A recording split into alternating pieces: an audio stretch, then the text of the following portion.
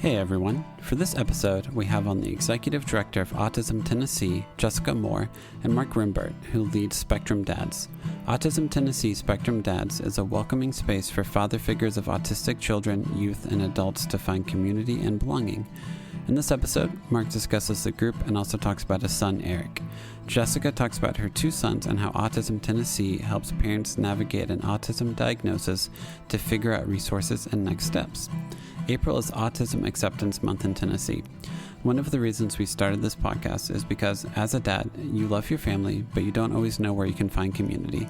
As a podcast, we help find communities and spotlight them in the hopes that dads know they don't have to go through fatherhood alone. If you are looking for resources in the autism community in Middle Tennessee, call the Autism Tennessee helpline at 615-270-2077. You can also go to their website, www.autismtn.org, to find ways to donate, volunteer, and their event calendar. Thanks again to Jessica and Mark for their time, and I hope you enjoy the episode. As we get started on the interview, Jessica and Mark, if I could have you introduce yourself, say your names, and what company you're here with. My name is Jessica Moore. I'm the Executive Director of Autism Tennessee. I am Mark Rembert. I am a dad and of a now 21-year-old on the autism spectrum. And I am here because I volunteer for the Dads Support Group with Autism Tennessee.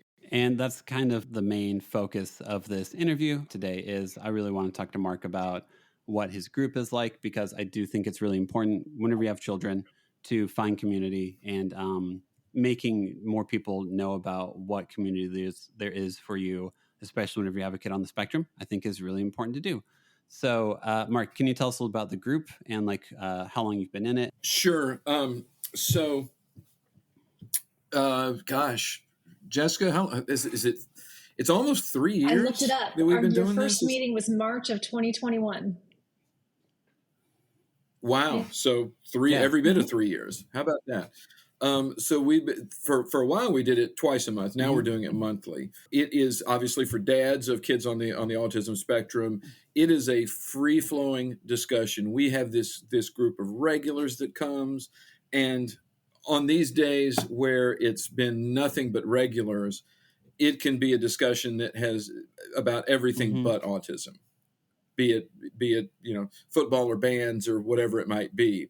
We've gotten to know that sort of group of handful of regulars got to know each other pretty well. At the same time, when a new person comes, that's very commonly, my kid just got diagnosed, or my kid is now of a certain age where they're leaving the school system, and that's presenting a whole new set of challenges, and everything from estate planning and trusts. Not that I'm an expert on those things, but I know where to, we know where to send them. We have resources for them. All those kinds of things that if you're not in this world, you're just not going to know. And here I am with a 21-year-old. If there's a just me specifically, if there's a family that has a 3-year-old, I'm 18 years ahead of them on this journey. And I've learned some things, and I can share them with them. So it is very the dads. It's sort of universal in that I made this up, but I believe that to be the parent of a child with special needs, and in particular on the autism spectrum, it's you live in this confluence of heartbreak and joy, and you don't. And neither one of them really go away, right? They're both there simultaneously. Yet those two coexist. And a lot of times when the dads come to the group, so much of the discussion is about the heartbreak, because, and one of the things that makes it doubly hard is the lack of community, because try as you might, you may have the best friends, you may have the best parents, you may have the best, they don't understand. They do not understand unless they've actually lived in this situation. It's just, there are things you just can't understand. We all start talking together and can share these ridiculous stories, both good and bad. It really, you can see the load lightening. It's been that way for me, certainly. and I can see it for others. So it's really, I think it's a real valuable thing. Whenever you have kids, your like definition of what normal is, it just changes so drastically that you Sure. do need friends and you do need community where you can be like, hey, my kid did this today. And then someone can look at you and say, oh, my kid did that the other week. Isn't that a ridiculous moment? Or like to have people around you who can help you find the joy and the low points of your everyday life, I think is extremely, extremely important. You said the group has only been around for 3 years or so. What led you to want to start the group or make the decision of like, hey, this make like an official group for dads? Well, in my case, it's because Autism Tennessee asked me. Oh, there you go. So I'll defer So to Jessica was the catalyst for that one. Yeah. So back when this group was formed, I was still the helpline advocate. And we got a lot of calls from, or on the helpline, from parents just wanting resources, wanting ways to connect with one another. And more dads were calling. And we're like, we recognize that need. Like, if we've got dads calling our helpline, they need a space. They need a space. And so I took that to our executive director at the time, and I said, look, we've got to find a place for father figures to meet, because they're reaching out. They want to build community with one another and with the autism community in general. So it took a little time. And at first we kind of recruited Mark as one of our parent coaches. And when we had, just families in general, it didn't have to be a dad, but families in general that were calling in and wanted to have kind of deeper discussions, Mark was really good about making himself available to talk with these individuals and these families. And so it kind of stemmed from there. We really got some really great feedback that Mark was just a great sounding board, really understanding, really knowledgeable. And so we kind of just built on that relationship and his abilities to connect with individuals, and invited him to help lead the group when we officially formed the group. So we've continued to get really great feedback from group members, and we continue to promote the group because we want people to know that we've got this resource for fathers, grandfathers, uncles, cousins. You don't have to necessarily be a dad, as long as you're providing some kind of father figure type influence on a person's life. You're invited to come with us on this journey. That's awesome. And Mark, how did you get connected with Autism TN? Our son Eric was diagnosed when he was 2. Oh, okay. And at some point, way back when, we joined. I guess it was Autism Tennessee back then, or what was it called back then? It was called something different. Probably way back when it was Autism Society of Middle Tennessee. That may have been it. Okay. And then we switched somewhere along the lines. We became Autism Tennessee. And yeah, so we had just been members for forever, and done the events that fit us, and like so many of these things. Yeah. I mean, there are a lot of things that fit and a lot of things that don't, and but we've been sort of in the community, not the most active, not the least active, just sort of involved-ish. Yeah. And that's how. Yeah. No, I feel like it's the fun of when you have kids and you get involved with the group, and then you look up and you're like, I haven't gone to that group in like 3 months or so. So you're like, I know about them. I love the group. But the reality of having little kids is you look up and you're like, has it been a year? Oh, no. So I relate to that. Mark, how many kids do you have? Just one. Okay, cool. Just one. Having a group like Spectrum Dads, what do you feel like that means to I feel like if you've had all these dads if you've had fathers calling in looking for like resources and everything, Mark, what have you seen like the direct impact of having like a group set aside for father figures? What do you feel like the impact of that group has been so far? My family has benefited from this, from stuff that we've learned from other dads. There was Jessica, you may know about it. There's a theater-based intervention that's being done at Vanderbilt. It's part of a study. Had not heard of it. One of our dads had recommended it, and it turned out to be this wonderful experience for Eric. So that kind of thing is a practical benefit. We just learn about other stuff and do stuff, and have done some things because of it. And then just get back to where we started, this idea of just a community. This is you can say really unguarded things about what's really going on, because you've got there are a group of people who are not going to be shocked, appalled, dismayed, distressed, empathetic, and understanding, because they're living it too. Yeah. So that it's very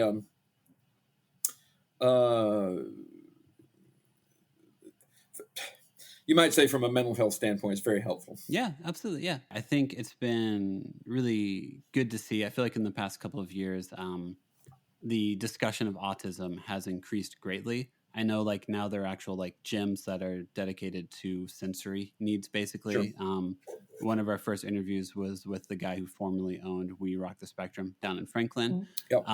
So honestly, I think it's really encouraging that more men, or the amount of resources that are becoming like normalized, I guess is the best way now to put it, of like, hey, I think my kid's on the spectrum. Where do I go to have discussions with this? Makes me really glad that you're helping out, or you're kind of leading the group, Mark. One of the things I'll amplify what you just said, that, and I think about this a lot. You know, your parents, you know, your mom and dad, whatever it is, you go get your autism diagnosis. If you had gotten some other diagnosis, let's say you had cancer or something, you know, something that you were hurt and sad and scared and fearful, but the doctor will say to you, okay, here's what you got. I'm sending you to this specialist. You can do either A or B. Here are the pros and cons, and it's pretty well, most of the time, all laid out for you. You don't have to think a whole lot.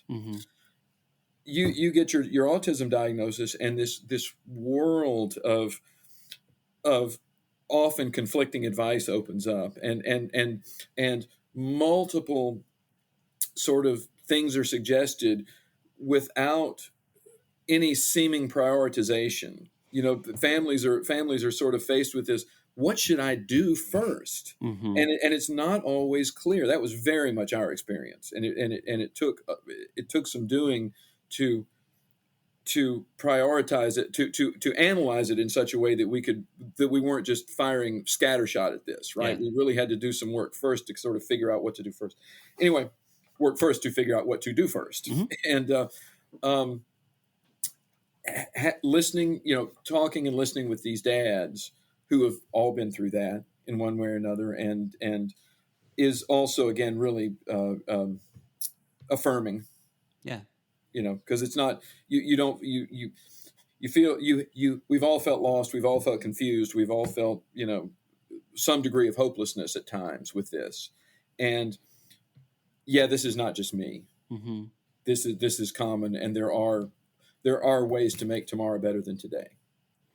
When it comes to doctors, if you have a child who is on the spectrum, do you still see like a normal primary care physician, or do you go to like a specialized doctor, or is that very case by case? We've always seen a regular doctor. Okay. And we found this very useful. Once a year, we would go to a developmental pediatrician at Vanderbilt.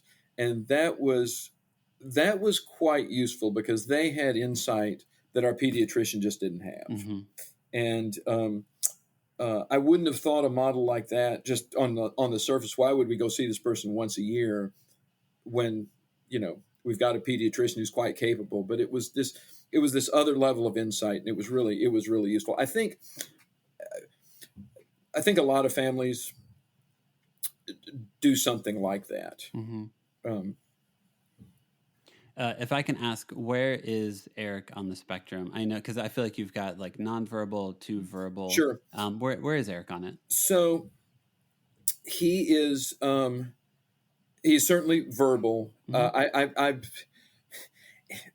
You know, we have this level 1, level 2, level 3. Okay. And which is, I guess, a somewhat useful way to look at things, but it's like he's level 1 in some areas and level 3 in others. Okay. And his greatest sort of area of difficulty is in language. He's verbal, but he struggles with novelty of language. So that impacts him, like in something like reading comprehension, for example. Or if he's in a restaurant and a waiter were to say to him, what would you like to eat? he would know how to answer that. If that same waiter said to him, "What'll you have?" He might not contextualize that Gotcha. and know what to do next, right? Yeah. So that's an area of difficulty. An area of strength is he is very adept at recognizing sequences and patterns. So one of the things he does is after he's in a job transition program with Metro Schools right now, and a couple days a week he'll go to a local hardware store and work for an hour or two for free, just to again practice job skills. Yeah. They've got a rack of burpee seeds and that people will pick over and move stuff around, and he will go through that rack and it will look like it just got delivered. It's just, and no one would do it. No one would ever do it. And he thrives on that. I don't have that patience. So, my gosh, it's insane what he'll do with something like that. So big skills, big deficits is really the answer to the question. Okay. Are there a lot of programs that exist like that where you just said it was like a hardware store? Do opportunities like that exist, Eric? Are there a lot of them in Nashville? They do. There are not enough of them. Okay. He's not even close to enough. He's 21. So what he is in a program run by Metro Schools, where they take graduates and do job skills, and they do rotating job sites through the week is what they do, and that then goes to another program that is less classroom focused, more job skill focused in sort of an internship format, with the goal being permanent employment. There is, and it's really it's beyond what we would ever. It's really a good program. It's beyond what we would have expected, but there's just not, most people don't know about it. There's not enough of it. There's so much more needed. Yeah. And Jessica, you know better than I do, but you could say that about residential and transportation. I mean, the Metro bus stuff is pretty good, but any number, all aspects of sort of adult life for people with disabilities is really insufficient to what is regarding what's needed. Yeah. I think the hope is for your son to be able to do things independently, such as hop on a bus, get to a job, and then come back home. You bet. And that takes a lot of intentional infrastructure to get there, and sadly, not a lot of cities have that set up. It's definitely an area where Nashville could use some improvement. You bet. And when you get outside of Davidson County, oh gosh, yeah, it's pretty much non-existent. Yeah, when it comes to public transportation, at least.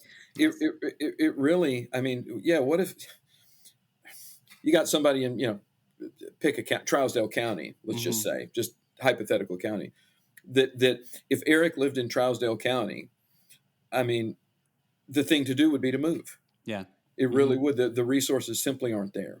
Yeah. Or me and his mom live forever. That's the other choice. Yes, as professional chauffeurs. Yeah, exactly. What are some of the things that Eric likes to do? Like, is there any hobbies he has that he's like super obsessed with and bring him a lot of joy? So, Eric is highly musical. He is also pretty athletic. He played.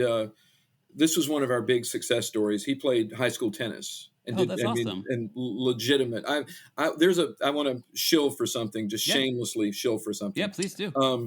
There is a program called Acing Autism that is a nonprofit. It's nationwide. They've got probably a couple hundred chapters now. The local one is staffed usually by Vanderbilt undergrads, and it exists to introduce tennis to kids on the spectrum.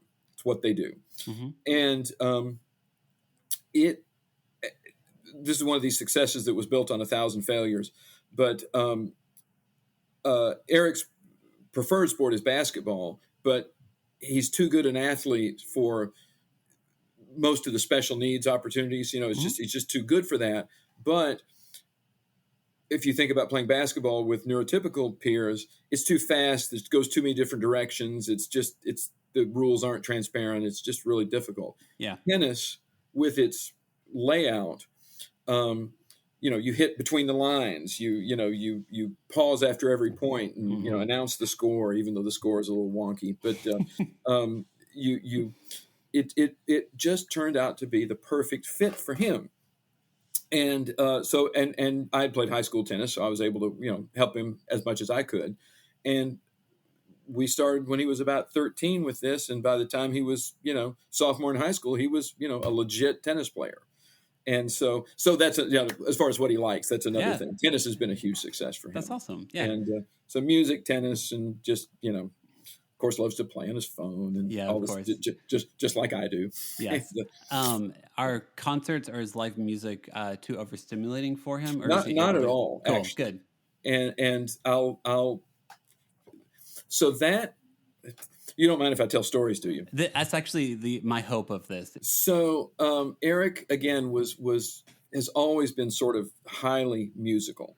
One of the things he sang, the national anthem at the Nashville Sounds, for example. That's awesome. And he's really good. I mean, he's got a perfect pitch is overused, but he's got really good pitch. Cool. Whether that's, again, who's to say whether it's yeah, he really can legitimately sing. Well, and so we find these things, we expose him to these things. He sort of takes to it. He sings. We take him to concerts, not tons, but the ones that are fit. Alison Krauss is his musical heroine. Yep. Who he eventually, as a part of the fact that he sang the national anthem at the state Metro Schools address one year, that got it arranged where she could come to his school and meet him, and that's really cool. She spent 45 minutes with us and was just couldn't have been more charming. That's awesome. It was so one of the great days of our lives. It was great. She was so nice. Anyway, he likes what he likes, and the things that he likes are heavily influenced by what we like. Of course, he's not as much picking up his taste from his peers. It's sort of what, sort of somewhat yes, but not exactly. So he likes Alison Krauss. He likes Frank Sinatra. He likes your record collection, basically. Casey Musgraves. He likes. He just asked. This one came out of left field. He asked for a Neil Diamond CD for his birthday, of all things, which we were not. I don't know where he got that. That's awesome. But this is a story about me and him that it just happened, and I'm really pleased with it. My musical hero is Bruce Springsteen. Oh yeah. And the first time I saw Bruce Springsteen was 1981. I was 16 years old. It was a transformative experience, and I've been on this journey ever since. And this is, I've been to 23 shows now. Nice. And it's it's a whither thou goest. I'll whatever he's doing, I'm there. Right. Well, Eric picked that up from me, and this is something he does, and he's an inveterate box checker. So if he likes an artist, he wants all their CDs and LPs. Oh man! Right. So if I got to have this and this because he's got a record player and a CD player. So Bruce Springsteen certainly one of his preferred ones, and that we're on we go, living our lives. Well, this past year, after this long COVID layoff, back on tour. And now he's old enough. Am I going to take him? Are we going to do this? This is like a really important thing for me. This is when all these years, and Eric's a little kid, and these long, relentless days, truly going to see Bruce Springsteen, a couple times would be very sustaining for me. Yeah. So let's bring Eric into this. Can Eric do this? Is he going to be okay? It's a longer show. It's louder. It's all the things. He's wearing earplugs, of course, but still, it's different than seeing Alison Krauss. And we decided to make a go of it. So last year we went to Greensboro, and his first show was my 23rd, and this whole experience that I never thought I'd have of having this sort of full circle moment of, now I'm sharing this with my child. I didn't think that would happen with this. Yeah. And it did, and it was great. And he was into it, and he took it in a different way than, I would. And he answered questions in a different way about it than I would. What was your favorite song? I don't know. What songs did he play? I don't know. What songs did he play from this album? This one, this one, this one, this one, right? Yeah. What was the first song? That one. What was the last song? That one. What song did he play from that other album? Oh, that one and that one. So he, in his cataloging mind, Yeah, he had it all. And anyway, it was a great moment that's awesome. for us. What's I have to ask, what would you say? What's your favorite Springsteen album, if you have to choose one? Wow. I know. So I go back and forth between Born to Run and Darkness on the Edge of Town, which is probably everybody's tune. Yep. And it's one day it's grandeur, one day it's grit, right? And it's, of course. It's I'd have to say Born to Run. Okay. But if I have to choose a favorite song, it'd be Racing in the Street from Darkness. All right. So, if I have to choose a favorite song. And if it's a rainy day, Nebraska, of course. There you go. So there's your Bruce Springsteen. But clearly sidebar. you have some. I have some Springsteen affinity as well. So I'm with you there. Excellent. That's I'm really glad you got to have that experience. I have some friends who have some kids on the spectrum, and it seems like that's one of the whenever you have a kid, you have a lot of hope for all these moments that you get to have with them. And it seems like whenever your kid gets a diagnosis, you just kind of have to shift what your reality looks like and what your expectations and what reality are like. So I am really glad that you were able to have that experience and that it was a good one. It was great. It was great. It was not without risk, but it was great. Yeah, of course. Yeah. That's awesome, though. Music is huge bonding, especially between dads and sons. Oh, yes, very much so. My husband had the privilege, I'm glad I didn't have to go, of taking our oldest, who's now 15, to his first concert. Yeah. And it was Lamb of God. Okay. Like the metal band, Lamb of God. And I didn't have to that go, so I was very happy. But they went, and they both jammed out because they love that kind of hard, intense beat of the music, and they had a great old time. Better them than me, right? Right. Jessica, what about you? How many kids do you have? We have two boys. Okay. Are either of them on the spectrum as well? They're both neurodivergent. So our 15-year-old has an autism diagnosis and ADHD. Mm-hmm. And then our 13-year-old has ADHD diagnosis as well as dyslexia and gifted. Okay. I feel like I'm seeing more articles written about ADHD. What does ADHD look like with your kids, if I can ask? It's completely different with both kids. Cool.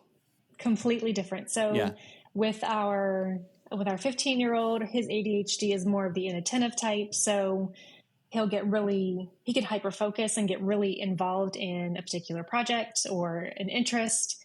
His dedicated interest lately it's been sports statistics. He can tell you anything about any sports team, any stadium, the coaches. He has it all memorized. He's got, kind of like with Eric, he's got that very analytical, he likes to put things into categories. And but before that, it was like paper airplanes. Mm-hmm. I think he has a cardboard box full of various types of paper airplanes that he went on YouTube and learned how to fold, and he'd test them and fly them. Whereas our younger son, he's much more hyperactive type of ADHD. So fidgeting, tapping his foot, bouncing off walls, just likes to be just way more active. His brain is just like an engine that doesn't stop. Yeah, and very I'm different. Sure you plan your days very differently based on both of them. Like, I feel like if the one fidgets all the time, would you be like, hey, let's go outside and move our bodies or something like that? Or how do you normally account for that? A lot of physical activity. Okay, cool. So our youngest, he's soccer, keeping him busy, go outside, play, their main chore of every day is walk the dog. So get out there, move your body, and just outlets to fidget when he needs to, because it's what his brain needs to stay calm. So it's kind of normalized in our house. Cool. That's awesome. Jessica, how did you get associated with Autism TN? Or tell us a bit more about what all you do with Autism TN. Sure. Yeah. So I got associated with the organization back in 2018. I came on as the helpline advocate, but I knew of Autism Tennessee way before then because when our oldest son was diagnosed, he was 6 years old. And I can relate to Mark's story in that, we were handed this packet of paper from our diagnostician and said, call Autism Tennessee. They're going to be able to help you find all these things, because it's a packet of information. Like, here's all your scores, all your results, and they go over it with you. But it's kind of like, nah, well, now what do I do with that? Yeah. What do I do with this information? And so, they gave us some recommendations, and they're getting better at that, saying, okay, because your child scored or you scored in this category at this level, we're recommending speech therapy would be helpful, and here's why. They're getting better about why they're recommending and making recommendations based on the scores of these various kind of evaluations that they're doing. So we initially reached out because we're like, okay, we already know there's some gross motor and some fine motor delays. We had been working on those since 5 years old, before the diagnosis. And what Autism Tennessee, the helpline advocate at the time, was able to do is help us navigate the rest of those choices. So, our son is verbal. He has a huge vocabulary, but what we were noticing is echolalia, which is the repetition of words or phrases that you either read or hear from a book or a story or whatever the case may be. And so using those in context of a conversation. We were the only ones that really knew, oh, that came from that movie, or that came from Big Hero 6, or I recognize that. But being able to use these in conversations, but then how do you then translate that into a conversation with your peers? Who may not have seen that movie or know what you're talking about.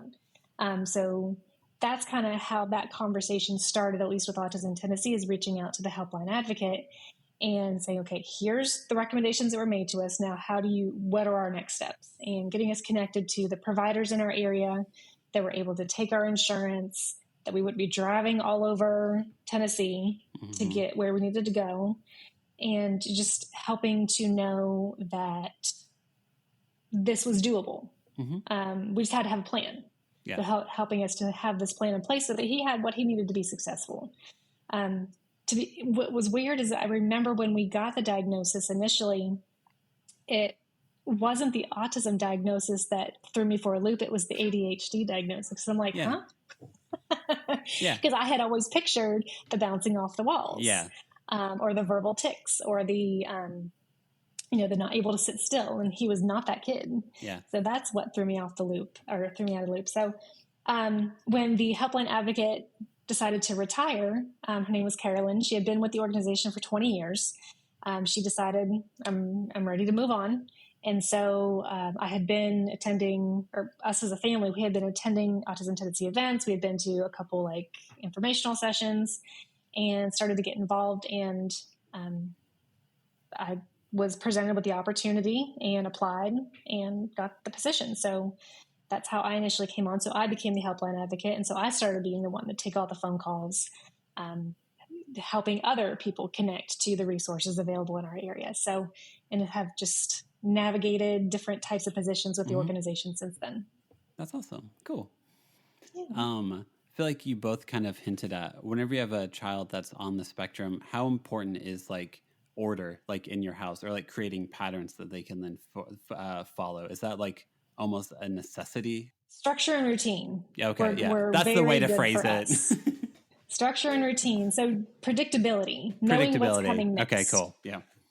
So we would know what our morning routine would look like, what that routine would, how that routine would translate into school, and having printed schedules. Doesn't have to be down to the minute, but just knowing what comes next helps many people be able to transition from one activity to the other, knowing that, okay, I have until 10 a.m. to play with my blocks or my toys, and then it's circle time, or then it's lunchtime. So we had a lot of routines in our home. Okay. I used to, so did we, and do we, I used to carry index cards around in my pocket that if something had to change, I could just really quickly write up, 1, 2, 3, this is what we're doing instead. Okay. And just give it to him. This is, we're not doing this. We're doing A, B, C instead of, D, E, F.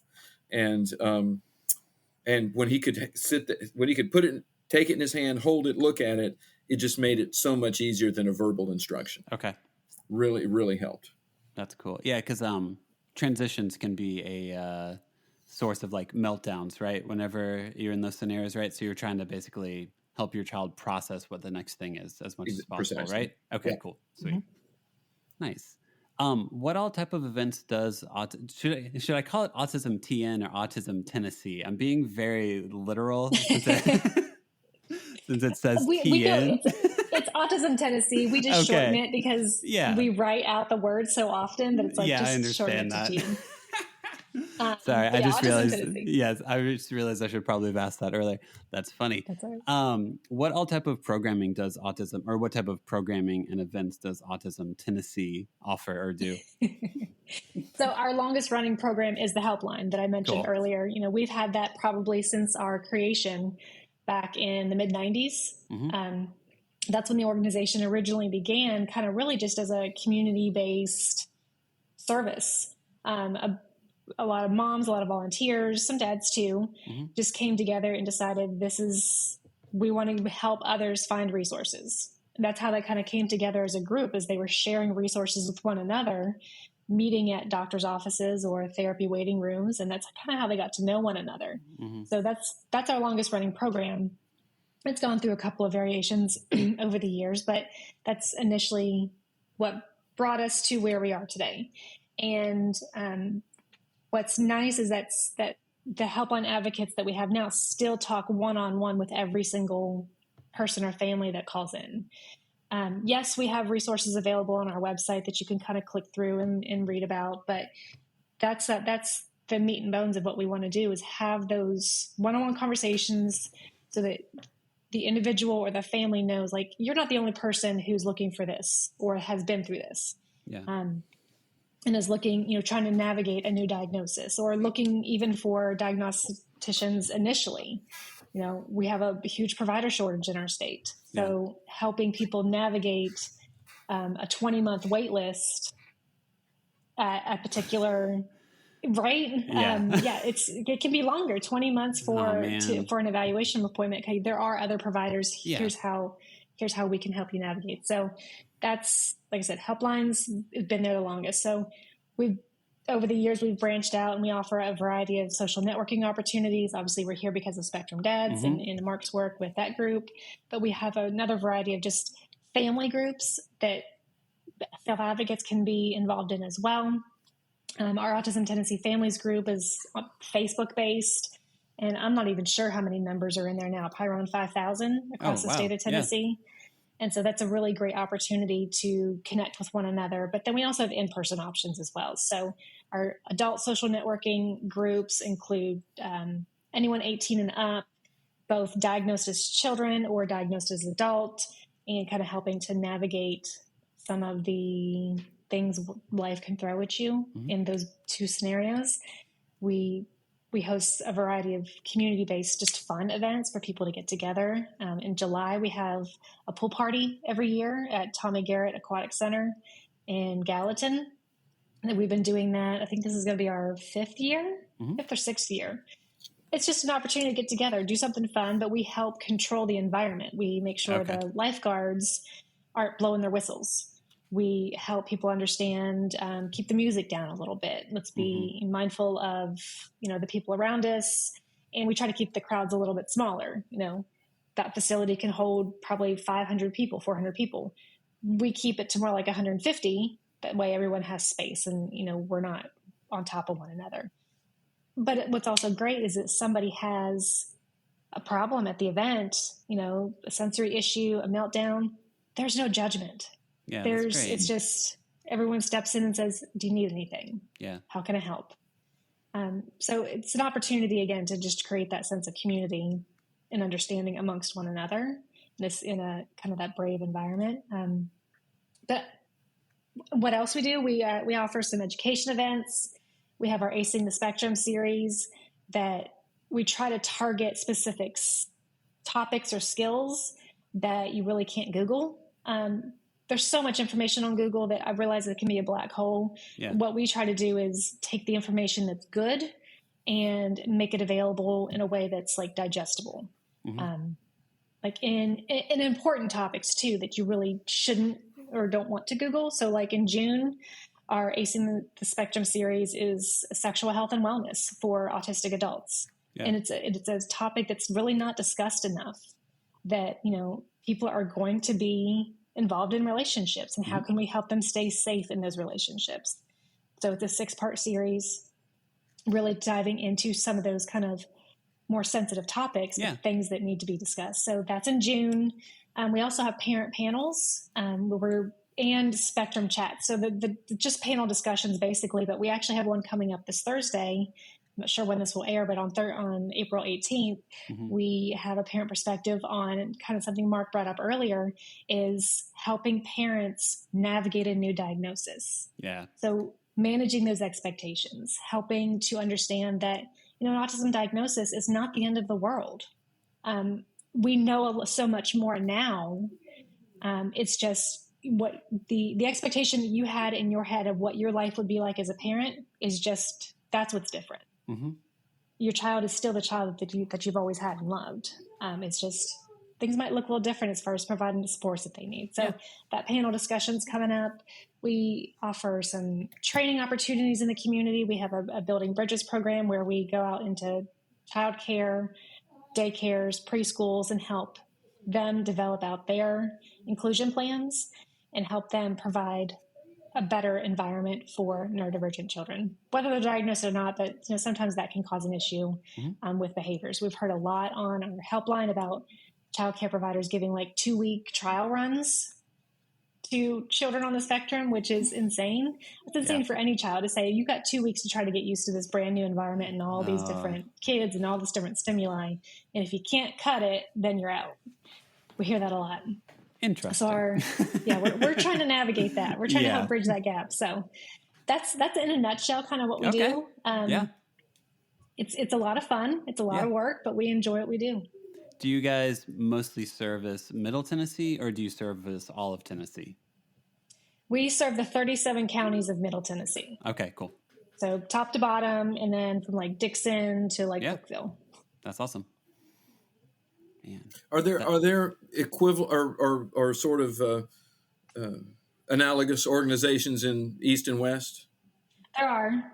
Do they see their footprint as right up against y'all's? Is it? I mean, I realize you get into, you know, Hickman County, you're a long ways from anywhere, but who would they call? Would they call Memphis, or would they call Jackson, or who would they call to talk to their Jessica? I mean, they can call us. Anyone in the state can call us. And if we don't have the answers, then we're going to refer out to one of the East or West organizations. And we do anyways to make sure that, because they're going to have more knowledge of like the day-to-day runnings of those communities, you know, any types of different events or updates on different service providers. But we try to help as much as we can. So no matter where you are in Tennessee, we're going to try to help.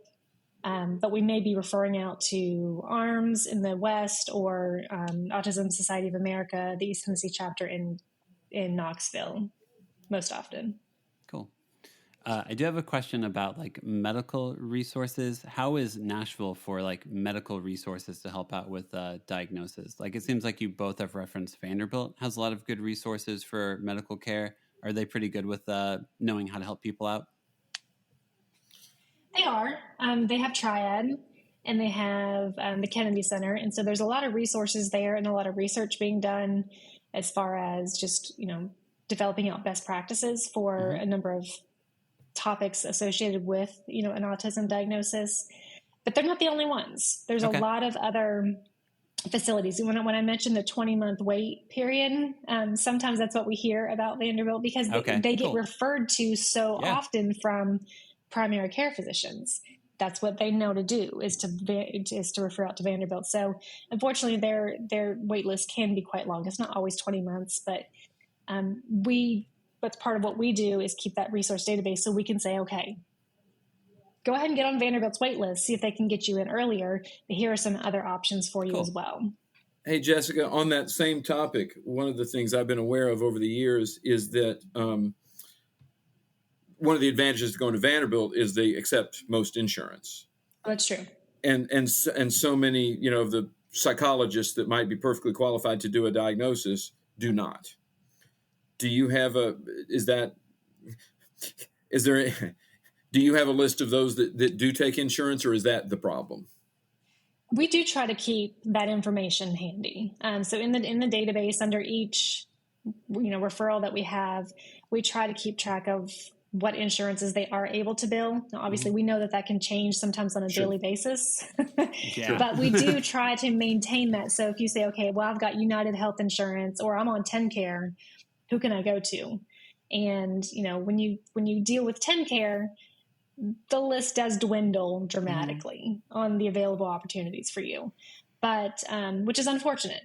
We do keep that information. So if we can help in another way, we can refer out to those individuals. And there are a couple of different psychologists around Middle Tennessee in general that they may not take insurance at all, but they're willing to work with individuals or families to do a payment plan or to have a reduced cost, because, an autism diagnosis, we can cost anywhere from $1,500 to $2,200, sometimes more, depending on everything that they're doing. It's a lot of work, and I'm not saying it's not worth the amount of money that they're asking. It's just a lot of families don't have that just laying around where they can, hand that over for the evaluation purposes. Mark, I like that you're quietly advocating already, or you're like, what about this question? What about this question? I would imagine most of your life is going through your day and be like, hey, I'm going to ask this question real quick because I feel like other people could benefit from this answer. Sure. That's why he makes a great facilitator. Yeah, it's like, nope, I can already tell that Mark, if anyone's like, what about this question? Like, here's your answer. And by the way, here are the 3 other questions I didn't know to ask, but now I know to ask and can help you out. We try. Mark, if someone wants to join Spectrum Dads, how do we find out more about Spectrum Dads? Like, do you have a website? Do you have a phone number? I guess it's post Autism Tennessee. It's on your, okay. it's on your, it's done entirely through Jessica. So I defer. Jessica, how do we learn more about Autism TN, or Tennessee, as some people call it? Well, you can definitely go to our website, autismtn.org, and, click around on our website, learn about some of the programs that we have. And then our events calendar literally has every event that we organize is on that calendar. So you can click on specific events and learn about when they are, how often they happen, and the details of how to register. So we do require registration for all of our events so that we can, send out Zoom links and send you, reminder emails and various other communications about other events as well that you might be interested in. So that's the easiest way. If you're on Facebook, of course, you can follow us there. We post all of our events in our, events tab on Facebook. We try to get them out on Instagram as well. So follow us in those places and you'll be able to pretty well keep up on what we're doing. We also have a newsletter that you can sign up for. If you go to scroll to the bottom of our homepage, there's a big old box that says sign up for our newsletter. And we send that out once monthly that has all of our events in it as well. Sweet. Well, guys, thank you so much for spending your lunch break with me, hanging out on a phone call. I genuinely really appreciate knowing what your day-to-day life looks like a little bit more, and what community you guys are building. Thank you very much for having us. Yeah, no problem. See you next time. It was a lot of fun. Yep. Thank you. Thank you.